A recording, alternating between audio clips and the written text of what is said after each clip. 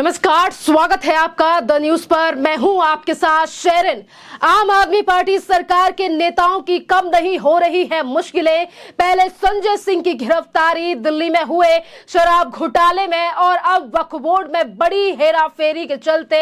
ED ने की है अमानतुल्लाह खान यानी कि आम आदमी पार्टी सरकार के विधायक अमानतुल्लाह घर के और कई ठिकानों पर छापेमारी। जी हां, जिस तरीके से ईडी जो है वो लगातार इस पूरे मामले पर पिछले कई सालों से जांच कर रही है और अब ईडी ने जाके फिर एक बार अमानतुल्लाह खान के कई ठिकानों पर की है छापेमारी। और ये छापेमारी जो है वो सवेरे से चल रही है, जिसको लेकर अब लगातार जो है वो कई सवाल आम आदमी पार्टी को लेकर उठाए जा रहे हैं। दरअसल अब दिल्ली की आम आदमी पार्टी सरकार की मुश्किलें कम होने का नाम नहीं ले रही हैं। एक तरफ दिल्ली में शराब घोटाले की वजह से दिल्ली सरकार के कई बड़े मंत्री और सांसद जो हैं वो जेल की सलाखों के पीछे हैं, तो वहीं दूसरी तरफ अब वक्फ बोर्ड में हुए बड़ी घोटाला यानी कि इस वक्फ बोर्ड में हुआ बड़ा घोटाला और जिस तरीके से वक्फ बोर्ड के दिल्ली के अध्यक्ष रहते हुए अमानतुल्लाह खान ने जो है की है कई बड़ी हेराफेरी और कई बड़े घोटाले और कई बड़ी भर्तियां, जिसको लेकर अब अमानतुल्लाह खान जो है वो फंसते हुए नजर आ रहे हैं। पिछले दिनों में जब एसीबी की रेड हुई थी, कुछ ऐसी जानकारियाँ थी, कुछ कागज पकड़े गए थे, कुछ ऐसी जानकारियाँ पकड़ी गई, डायरियाँ पकड़ी गई थी जिसमें हवाला का मामला निकल कर आता था। इसलिए ईडी रेड कर रही है। अब जानकारी ईडी को दें भी उनके क्या क्या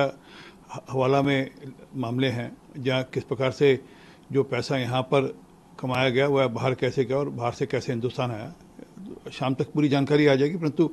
ये मामला वही है जो वक्फ बोर्ड के दौरान में जो भ्रष्टाचार हुआ उसके दौरान में फिर जो पैसा यहाँ से विदेश गया। और आपके लिए बता दें कि आज अगर ईडी इस पूरे मामले पर जांच कर रही है तो इससे पहले एंटी करप्शन ब्यूरो यानी कि एसीबी भी इस पूरे मामले पर पिछले साल जांच कर रही थी, जिस समय पर गिरफ्तार भी किया गया था दिल्ली के यानी कि ओखला से विधायक अमानतुल्लाह खान को, जिस पर अब ये चीजें यही सामने आ रही हैं कि जिस माइनॉरिटी इसी के साथ ये भी आरोप लग रहे हैं कि किस तरीके से जब अमानतुल्लाह खान के ऊपर वक्फ बोर्ड का अध्यक्ष रहते हुए इतने बड़े आरोप लगे कि किस तरीके से हजारों यानी कि जो है वो भर्तियां की गई और इसी के साथ ये भी आरोप जो है वो अमानतुल्लाह खान के ऊपर लगा कि वक्फ बोर्ड के अध्यक्ष रहते हुए अमानतुल्लाह खान ने वक्फ बोर्ड की कई प्रॉपर्टियों को जो है वो किराए पे कैसे चढ़ाया। तो वही दूसरी तरफ जो है वो चीजें ये भी निकलकर सामने आ रही है कि किस तरीके से वक्फ बोर्ड की जमीन में भी हेराफेरी जो है वो अमानतुल्लाह खान के द्वारा की गई है। अब इन तमाम मुद्दों को लेकर दिल्ली की आम आदमी पार्टी सरकार और खुद अरविंद केजरीवाल जो कि दिल्ली के मुख्यमंत्री हैं, उन पर लगातार ये सवाल उठ रहा है कि जब अमानतुल्लाह खान के ऊपर ये आरोप लगते आए हैं पिछले कुछ सालों से कि वो यानी कि वक्फ बोर्ड के अध्यक्ष रहते हुए इतने बड़े बड़े घोटाले जो हैं वो अमानतुल्लाह खान ने किए हैं, तो आखिरकार क्यों दिल्ली के मुख्यमंत्री अरविंद केजरीवाल ने अमानतुल्लाह खान को उनके पद से क्यों नहीं हटाया, क्यों वक्फ बोर्ड के पद से आम आदमी पार्टी के द्वारा अमानतुल्लाह खान को हटाया नहीं गया। क्या कुछ दिल्ली सरकार की भी इस पूरे मामले में मिली भगत थी? इस तरीके के लगातार जो आरोप हैं अब वो लगाए जा रहे हैं आम आदमी पार्टी और वही विधायक और वक्फ बोर्ड के अध्यक्ष अमानतुल्लाह खान जिन्हें पहले हटाया गया है, अभी कुछ दिन पहले ही हटाया गया है, पर जिस शाम पे एक सारा तमाम चीजें हुई कि किस तरीके से जो है ये घोटाले हुए। और वहीं दूसरी तरफ आपके लिए बता दें कि अगर आज ईडी छापेमारी अमानतुल्लाह के कई जानने वालों के ठिकानों पर छापेमारी कर रही है, अमानतुल्लाह खान के ठिकानों पर छापेमारी कर रही है, तो ये मामला जो है वो मनी लॉन्ड्रिंग यानी कि हवाला से भी जुड़ा हुआ है। और इसीलिए अब इस पूरे मामले में जो है वो ईडी ने छापेमारी आज सवेरे से शुरू कर दी है। संजय सिंह के महापौर ने डांटा होगा कि औरों के लिए तो आप गांधी समाधि भी गए, हमारे बेटे के लिए कुछ भी नहीं कर रहे। तो मुझे लगता है ये नाटक ड्रामे का एक पार्टी है जो बार करते हैं कि भी गए ये मसीहा हो गए। मसीह कौन हो गए? ईसाइयों के मसीह होते हैं, ये उसके बराबर ये हो गए, सूली पे चढ़ गए ना। तो इसलिए जो अत्याचार करेगा उसको इस प्रकार के नाम देना मुझे लगता है कि जनता की भावनाओं के प्रति अनादर करने के बराबर है। कैसे किसी को कट्टर ईमानदार क्या कहते हैं, जब कोर्ट में जाते हैं कोर्ट में जाके प्रूफ नहीं देते कि ईमानदार हैं, गरीबों के लिए क्या किया है, वहां प्रूफ नहीं है इनके पास में देने के लिए, वहां भ्रष्टाचार के अलावा कुछ है ही नहीं है। इसलिए भारी ये ऐसे व्यंग्यात्मक बात मुझे लगता नहीं वो उनके लिए सच्चे से बोल रहे हैं या उनकी बेइज्जती करने के लिए बोल रहे हैं, ये तो आम पार्टी को डिसाइड करना पड़ेगा। लेकिन जेल में मसीहा जा रहे हैं तो दुर्भाग्यपूर्ण है, कोर्ट निर्णय करेगी इस पे। वहीं आपके लिए बता दें कि इस पूरे मामले में यानी कि अब एसीबी जो है वो इस पूरे मामले में एंटी करप्शन ब्यूरो पहले ही जांच कर रहा है, अब ईडी की एंट्री हो चुकी है। तो वहीं दूसरी तरफ ये भी चीजें खुलकर सामने आ रही हैं कि जिस व्यक्ति की गिरफ्तारी यानी कि ईडी के सूत्रों की तरफ से अब ये भी दावा किया जा रहा है कि एक लंदन खान नाम का व्यक्ति, जिसका नाम पहले एसीबी की जांच में सामने आया था, जो कि हवाला के मामले में गिरफ्तार किया गया था और उससे संबंध है और उसके यहां पर छापेमारी में कुछ इस तरीके के दस्तावेज मिले थे जो कि हवाला से रिलेटेड थे और जिसमें संबंध दिखाए गए थे अमानतुल्लाह खान के। और यही बड़ा कारण है कि अब अमानतुल्लाह खान यानी कि दिल्ली सरकार के विधायक अमानतुल्लाह खान और अरविंद केजरीवाल के काफी ज्यादा करीबी अमानतुल्लाह खान की अब मुश्किलें जो है वो काफी ज्यादा